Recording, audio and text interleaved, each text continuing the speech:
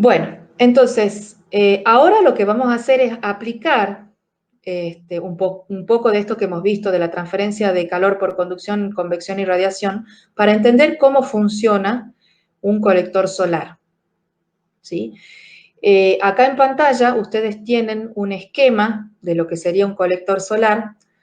Por la izquierda entra el agua fría y por la derecha saldría el agua caliente. Esto es un corte del colector solar. Los círculos que se ven ahí son el corte de los tubos de conducción de agua, ¿sí? Entonces es como un serpentín en donde el agua entra por la izquierda, va circulando, a medida que circula hacia la derecha por el colector, se va calentando y sale caliente, ¿sí? ¿Cuál es el proceso, digamos? ¿Por qué se calienta el agua? El agua se calienta porque los tubos a través de los cuales circulan, o sea, toda la superficie de los tubos están calientes, ¿sí? Y esos tubos se calientan porque absorben radiación solar que atraviesa una cubierta transparente, ¿sí? E incide en la superficie del tubo y en la placa absorbedora que une esos tubos, ¿sí? Fíjense que entre tubo y tubo se ve aquí una línea delgada que es lo que representa la placa absorbedora, o sea, la placa absorbe la radiación y como es muy buena conductora de calor, tiene una conductividad alta, transfiere ese calor hacia las superficies de los tubos y los tubos se calientan y ese calor se transfiere por un movimiento convectivo, ¿sí? Hacia el agua que circula adentro de los tubos, ¿sí? Fíjense que el agua es un fluido, un medio fluido, entonces se transfiere el calor por convección, ¿sí? Entonces, ¿cuáles son los elementos principales del colector? Tenemos la cubierta de arriba, que tiene que ser una cubierta muy transparente para que toda la radiación de onda corta o la mayor cantidad de la radiación de onda corta la atraviese. Por supuesto, siempre va a haber alguna pérdida en esa superficie vidriada, una parte por reflexión, una parte se acumulará en el vidriado y otra parte se transmitirá hacia abajo, ¿sí? De la onda corta. Entonces, esa fracción de radiación que logra atravesar finalmente la cubierta transparente llega a la placa absorbedora.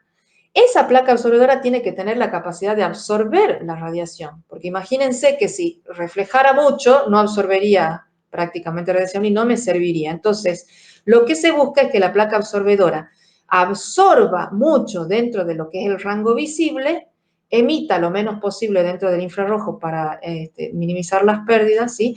Y transmita por conducción lo más posible hacia los tubos, ¿sí? Para poder calentar el agua. Ahora, por supuesto, por debajo del absorbedor tenemos todo lo que es la aislación, ¿sí? Para evitar que ese calor se pierda hacia el exterior a través de los laterales y de la placa del absorbedor. Ahora, ¿qué es lo que sucede cuando la placa absorbedora absorbe esa radiación de onda corta? Se calienta a altas temperaturas. Altas temperaturas estamos hablando de 90 grados, 100 grados como mucho, ¿no? Porque el agua que está circulando acá le va quitando calor a esa placa. Entonces, no es que levanta tanta temperatura, no me conviene que alcance tantas temperaturas porque aumentan muchísimo las pérdidas por radiación. Entonces, la placa colectora se calienta. Al calentarse, ustedes saben que todo cuerpo emite radiación dentro de lo que es el espectro infrarrojo. Entonces, la placa está permanentemente emitiendo radiación en el rango de la onda larga, ¿sí? O sea, absorbe en la onda corta y emite en la onda larga, ¿sí? ¿Y qué es lo que pasa con el vidrio? El vidrio tiene una característica bien interesante que es que deja pasar la onda corta, o sea, la radiación, la luz visible y la radiación que viene del sol, pero no deja pasar la onda larga. Es como si fuera opaco, absorbe mucha radiación en el infrarrojo lejano, ¿sí? Por eso decimos que el vidrio es transparente en onda corta y opaco en onda larga, ¿sí? Entonces, el vidrio al absorber o al no dejar pasar esa radiación que está emitiendo el absorbedor, lo que hace, el vidrio se calienta y reemite la radiación y no deja que salga hacia afuera, ¿sí? Esa radiación, o sea, es muy, muy poco lo que se emite hacia afuera. Entonces, lo que produce dentro de ese espacio que está confinado entre el vidrio y la placa absorbedora es un calentamiento ahí del aire que se conoce como efecto invernadero, ¿sí? Entonces, lo que hace el colector solar es incrementar ese efecto invernadero dentro del colector. Es lo mismo que pasa en un invernadero de plantas, ¿sí? En donde la cubierta plástica o vidriada deja pasar la radiación de onda corta solar y calienta las superficies que están dentro del invernadero y las superficies emiten radiación de onda larga que queda confinada en ese espacio que es el invernadero y lo que hace es subir la temperatura de ese espacio para que las plantas crezcan bien, ¿sí? Ese es el efecto invernadero. Y es lo mismo que pasa en nuestra atmósfera, en donde la radiación solar calienta la superficie de la Tierra emite en onda larga, ¿sí? Y si hay muchos gases de efecto invernadero, principalmente el dióxido de carbono, lo que hace ese dióxido de carbono es absorber esa radiación de onda larga y no dejar que se vaya de vuelta al espacio exterior y entonces se empieza a producir un calentamiento de la atmósfera, ¿sí? Entonces, cuando hay dióxido de carbono en exceso, la atmósfera se recalienta y es el efecto invernadero, ¿sí?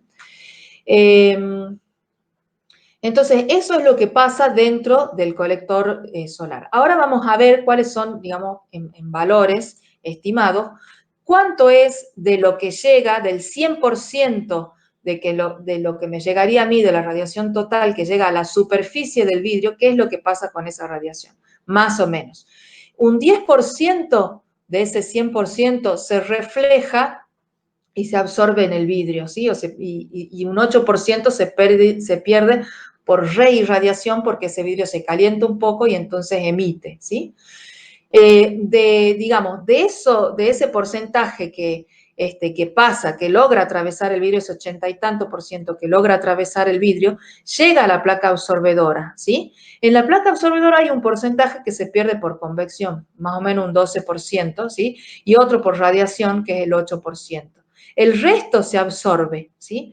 Y de esa absorción, aproximadamente un 4% se termina perdiendo por conducción hacia la base del absorbedor y los laterales, por eso es que se lo trata de aislar lo mejor posible, pero sin embargo siempre queda un poquitito que se pierde a través de la aislación, aproximadamente un 4%. Estos valores son aproximados, obviamente que pueden cambiar un poco de acuerdo a las condiciones en las que yo esté trabajando con el absorbedor, pero es para que ustedes tengan una idea. Y aproximadamente un 66% es lo que termina llegando de ese 100% total, es lo que se termina absorbiendo en el agua, ¿sí? Entonces, aquí tenemos lo que es la eficiencia del colector completo, o sea, más o menos un 66% de la radiación total que me llega es transmitida al agua, ¿sí? Este es un colector bastante eficiente de los de placa plana, ¿sí? Porque tenemos, por ejemplo, colectores absorbedores que tienen eficiencias de un 50%, de un 40% inclusive, y que sí se utilizan, ¿sí? Para calentar agua. Entonces, para que ustedes tengan una idea, entonces, si yo tengo 1000 vatios por metro cuadrado de radiación fuera del colector, aproximadamente 660 vatios estarían transmitiéndose al agua para esta configuración de colector, ¿sí? Entonces, lo que se busca hacer en general es tratar de reducir las pérdidas, por radiación, de que la placa absorbedora transmita lo más posible de calor hacia el agua. Eso es para mejorar la eficiencia del colector, ¿sí? Entonces hay colectores que son mucho más eficientes que este 66% y vamos a ir viendo, por supuesto que también son más caros, entonces ahí hay una relación, digamos, costo-beneficio que nosotros vamos a tener que analizar en cada caso y de acuerdo al clima en el que yo esté trabajando.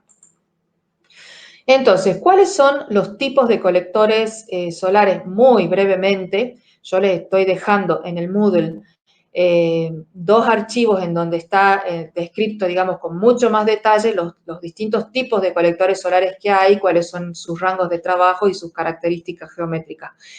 Con eso tienen que complementar la visión rápida que yo les voy a dar ahora, así que les sugiero que hagan una lectura de esos archivos y si hay alguna duda, la clase que viene lo tratamos, ¿sí? Los colectores solares se clasifican de diferentes, digamos, hay muchos tipos de clasificaciones de los colectores. Por ejemplo, algunos se clasifican de acuerdo al fluido con el que estén trabajando. Hay algunos colectores que trabajan con aire, otros que trabajan con agua, otros que trabajan con aceite, otros que trabajan con sales fundidas, que son los que generan, digamos, electricidad, por ejemplo. Entonces, lo que nosotros vamos a ver en esta materia son colectores para calentamiento de agua o de aire, ¿sí? O sea, para calefacción, por ejemplo, de viviendas o para secado solar, son colectores que trabajan con aire. Y para agua caliente sanitaria o para calefacción de piscinas, por ejemplo, de piletas, nosotros vamos a trabajar con agua, ¿sí? Otra clasificación sería de acuerdo a la geometría del absorbedor. Por ejemplo, hay colectores que tienen un absorbedor plano, ¿sí? Y hay geometrías que tienen absorbedores del tipo parabólico, ¿sí? Por ejemplo, los tubos de vacío, los concentradores parabólicos, o la imagen que nosotros tenemos aquí a la derecha, no son de placa plana, sino son parabólicos, ¿sí?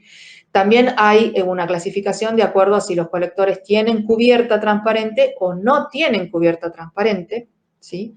Que vamos a ver un ejemplo un poquito en las diapositivas que siguen, ¿sí? Entonces eso es de acuerdo a la geometría.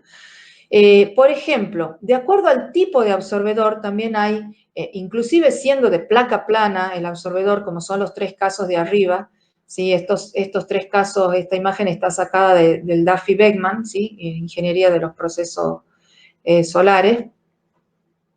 Entonces, por ejemplo, en la diapositiva, en la imagen de más arriba, nosotros tenemos un absorbedor que sería una placa plana directamente. En cambio, en la placa plana directamente conectada con el aislante, ¿no? Que es siempre lo rayado acá, las rayas inclinadas están indicando que eso es material aislante. Entonces, este es un tipo de flujo en el que hay un solo canal por el que fluye el aire, ¿sí? Entre el vidrio y la placa absorbedora, ¿sí?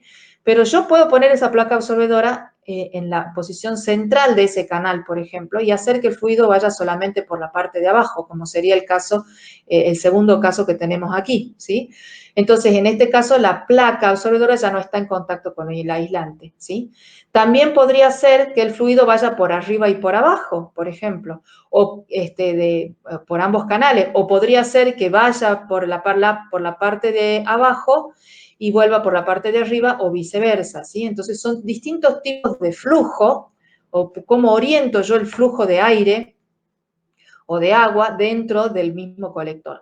En el caso C, nosotros tenemos la placa absorbedora con unas pequeñas aletitas en la parte de abajo, que la intención de esas aletas es generar un movimiento turbulento del agua o del aire que circula por aquí, porque mientras más turbulento es el flujo, más grande es el coeficiente de transferencia por convección, SH del que hablábamos, entonces mejor se transfiere el calor al agua, ¿sí? Entonces, por eso es que se hacen estas cosas de ponerles aletas en el caso C, ¿sí? O inclusive digamos, de modificar el flujo, como en el último caso en el F, que tiene una malla porosa para que el flujo de aire, por ejemplo, que circula por esa malla, se mueva mucho y se genere un flujo turbulento que mejore la transferencia, ¿sí?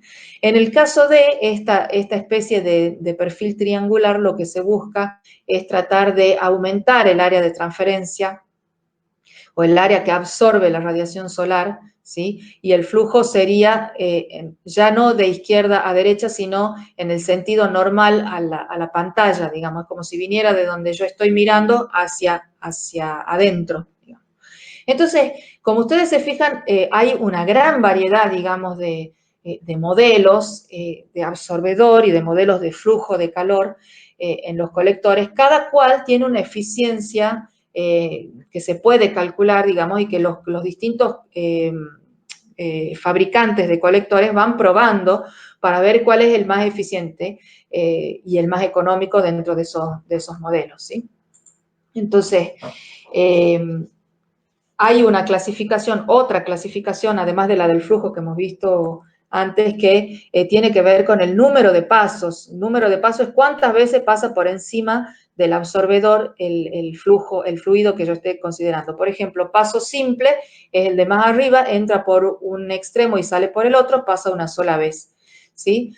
Paso doble en contracorriente significa que entra por la izquierda, ¿sí? Y da una vuelta y pasa por la parte de arriba del colector, lo que les había explicado hace un rato, y se llama contracorriente porque el sentido de flujo en la parte de abajo y en la parte de arriba son contrarios, ¿sí? Si fuera paso doble en cocorriente, significaría que el flujo entraría por la izquierda, tanto por el canal superior como por el inferior, y yo colectaría el aire caliente por la derecha, ¿sí? Ese sería un paso doble, pero en cocorriente, o sea, los flujos tendrían el mismo sentido. Y después tenemos el absorbedor perforado, que también lo hemos visto en la diapositiva anterior, que lo que hace es intenta que el flujo se mueva, digamos, en los dos canales a través de orificios para mejorar el área de transferencia digamos, que hay entre la placa absorbedora y el fluido. Entonces se perfora esta placa, ¿sí?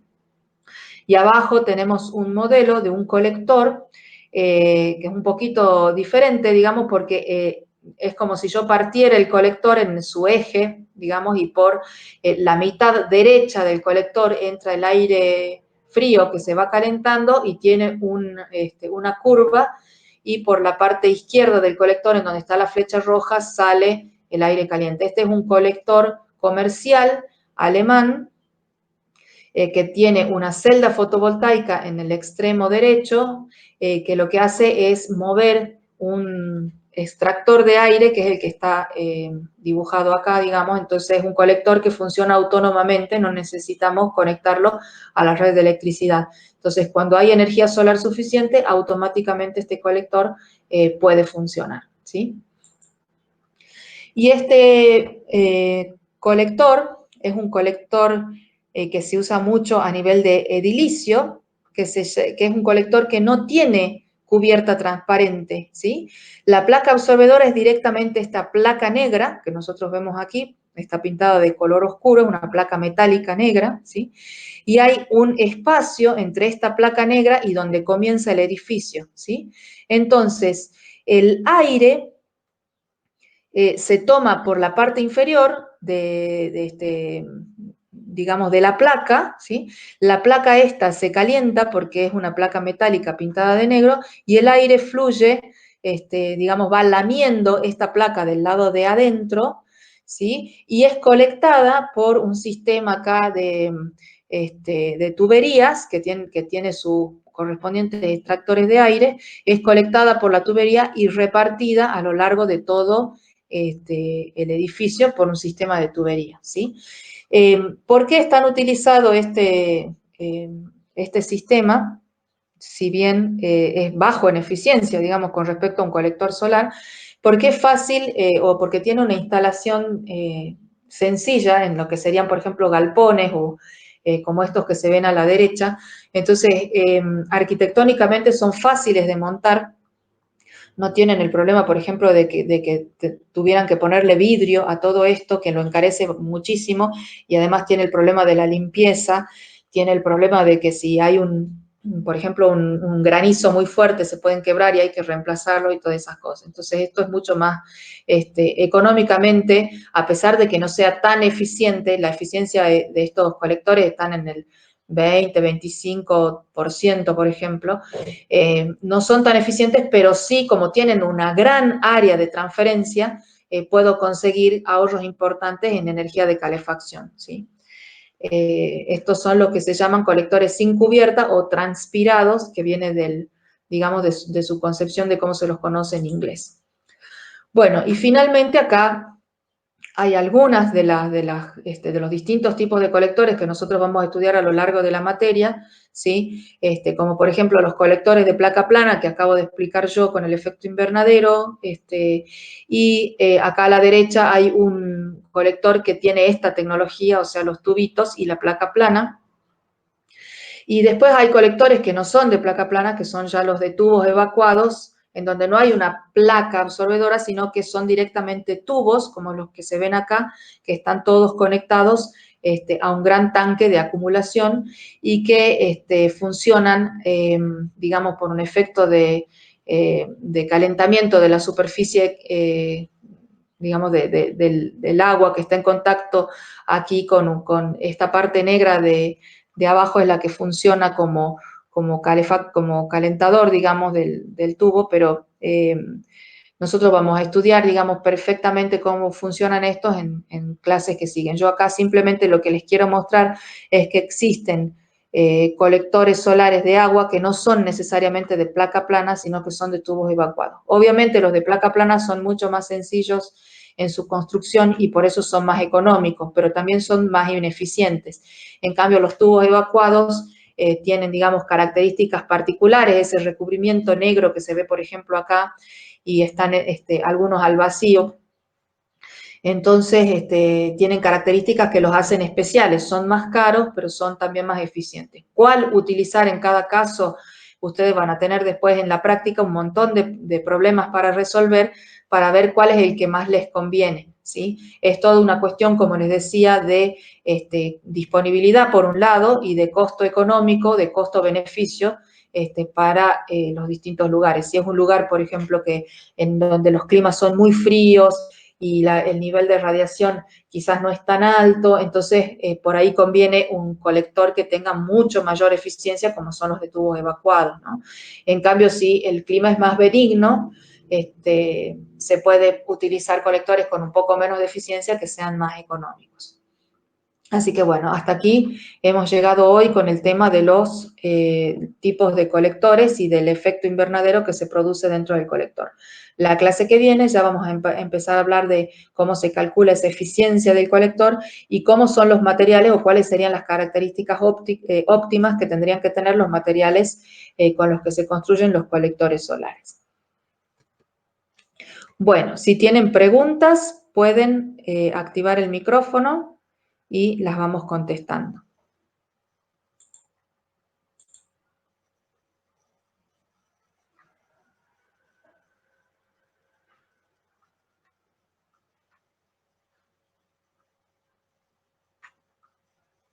Hola, ¿hay alguien del otro lado?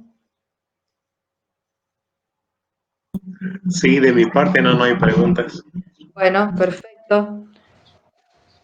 Yo tampoco tengo.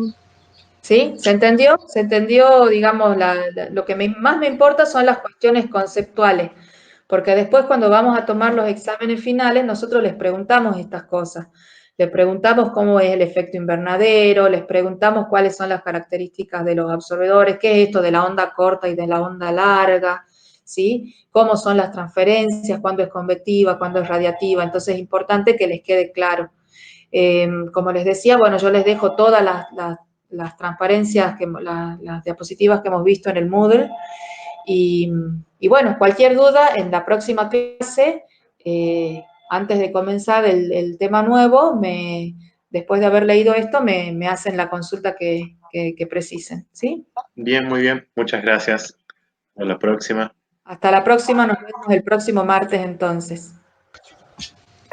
Profe, ¿cómo le mando la grabación?